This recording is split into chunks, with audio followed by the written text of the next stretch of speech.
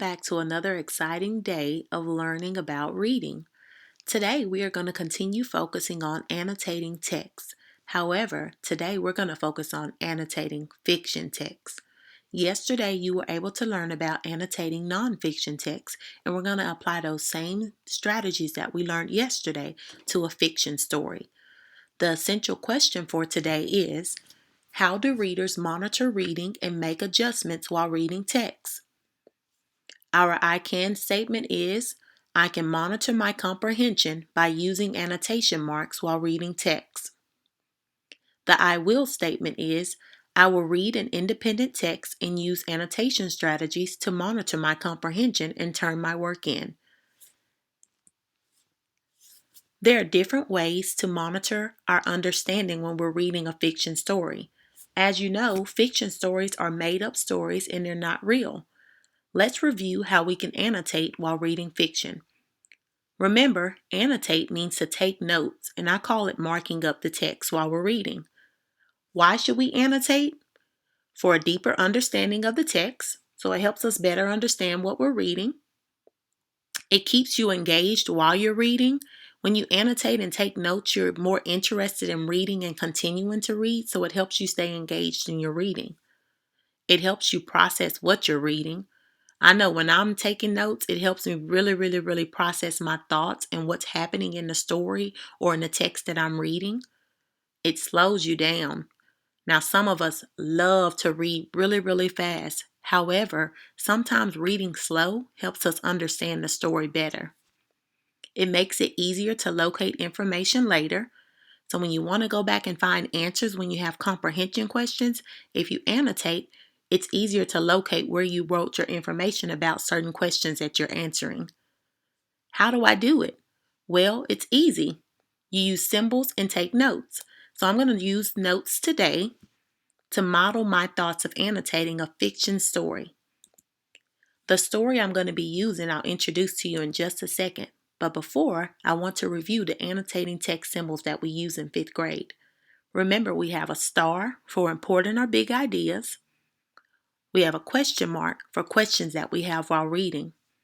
We want to underline key words, key ideas, or key details. We draw a C for connections. Those include text to self, text to text, and text to world connections. We draw a V for visualizing, and that's when we create those mental images in our head when we're reading. We draw a circle around unfamiliar vocabulary, and these are words that are new to us that we've never heard before or we don't know the meaning to. We draw an I when we're making an inference. Remember, reading between the lines. It's not stated in the text, but we can use the text to infer what's going on or what's happening. We draw a heart for our favorite part of the story. Everybody has a favorite part of the story. Mine happens to be the resolution, and that's usually the ending of the story. We draw an exclamation mark for any surprising parts of the story that we didn't expect to happen. We draw a capital C and an I for the central idea of the story. We draw a capital T and an E for text evidence, and you're really going to want to use the text evidence whenever you're going back to support your answers when you're reading and answering questions. We draw a check mark if we agree with something in the story. And last but not least, we draw a circle with a slash if we disagree, because there's sometimes characters do things that we don't feel is right and we disagree with what they're doing. So we want to represent that with that symbol. So I'm going to show you how to mark up the text by reading the first 2 pages of The Secret Garden. The Secret Garden is a story that was written by Frances Hodgson Burnett. It's a fiction story, meaning it's made up, and it was illustrated by Helena Perez Garcia. That means that she drew all of the beautiful pictures in this story. I love reading stories that are filled with lots of beautiful pictures, and guess what? You can actually annotate about the pictures. So I'm going to show you how I would annotate for an illustration in a story. The first thing I want to do is use the question mark symbol.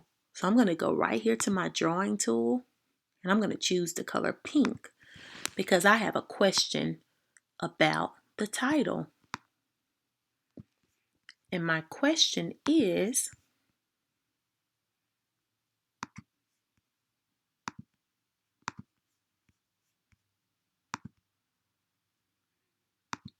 me pick the text. I'm going to add this text box here, and I'm going to type out my question.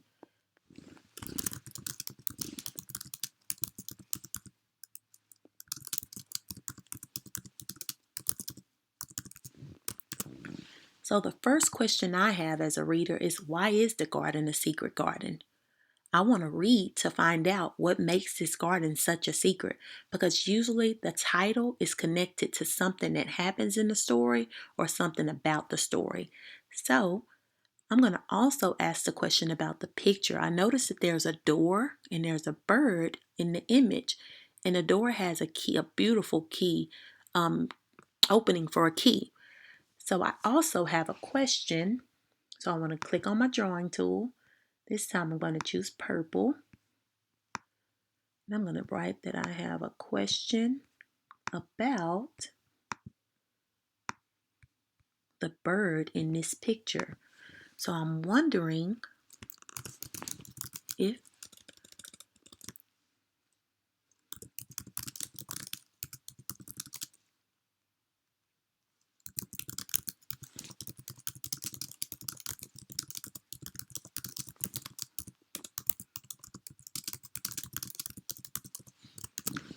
does the bird have anything to do with events that happen in this story? The only way I can find out the answers to my question is if I begin reading. So I'm going to start reading The Secret Garden so we can see what finds it, so we can find out what happens. So sometimes when I'm reading, I like to zoom in to make the text a lot bigger so it's easier to read. So I'm going to zoom in and I'm going to begin reading paragraph 1. And I love how the paragraphs are numbered here. We want to pay attention to those paragraph numbers because we want to read in order. 10-year-old orphan Mary Lennox has recently moved from India to her uncle's mansion in England. I'm going to stop right there because I have a question. So I'm going to draw my question mark. And again, I'm going to type my question. The question I have is, why does Mary have to live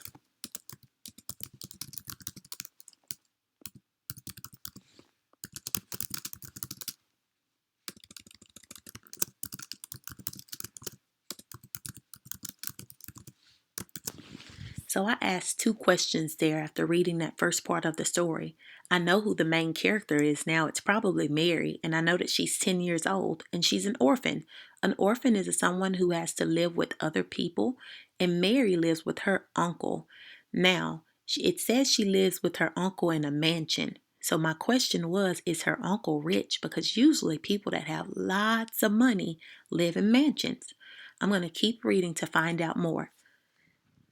Mary has made a few friends at the mansion, including the gardener, Ben Weatherstaff, and a friendly Robin who often keeps Ben company. She's also discovered a mysterious walled-off garden that has been abandoned for 10 years.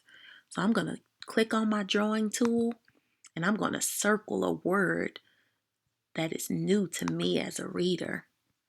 And the word is abandoned. So I'm going to circle abandoned. And just looking at the text, it kind of sounds like no one has been there for years. And that's what I'm going to assume. And I'm using context clues. That means using words around the text to help me determine the meaning of that word. I'm going to keep reading now.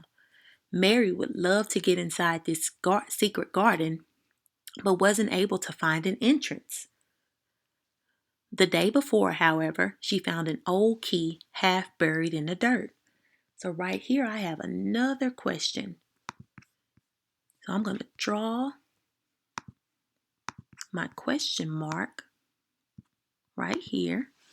And my question is, what will Mary do with the key that she found? And I'm going to keep reading. The skipping rope was a wonderful thing. She counted and skipped and counted until her cheeks were quite red and she was more interested than she had ever been since she was born. Right here, I can make a connection. And I'm going to make a text to self connection. So I'm going to draw out my C. And the connection I can make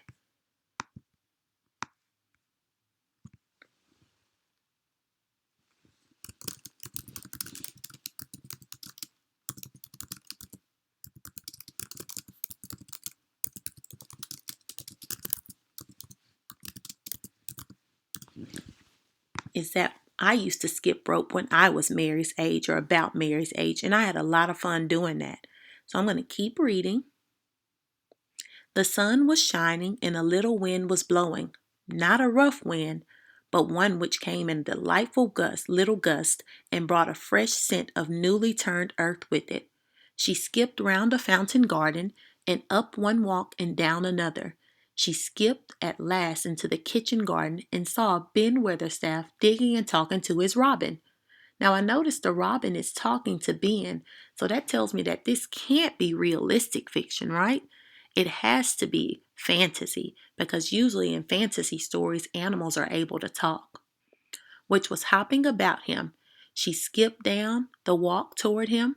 He lifted his head and looked at her with a curious expression.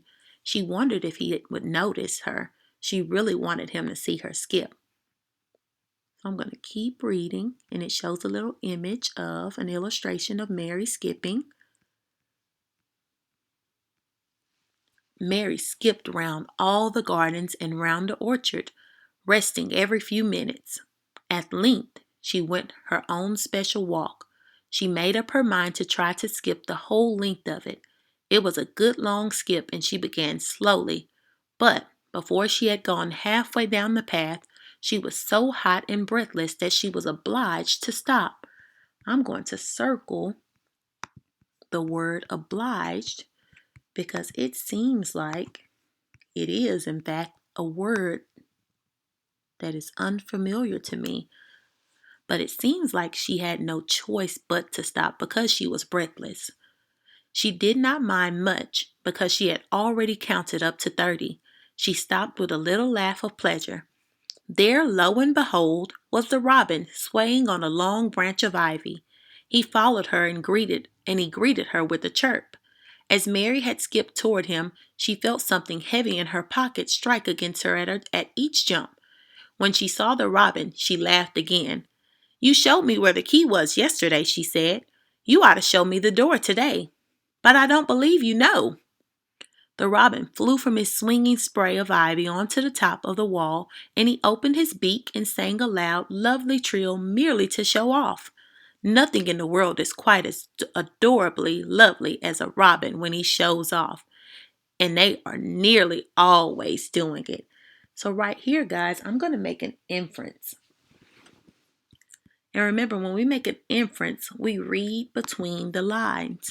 So I'm going to draw my I for inference. And I'm going to add a text box, and I'm going to type what I infer after reading paragraph 5 and learning about Robin.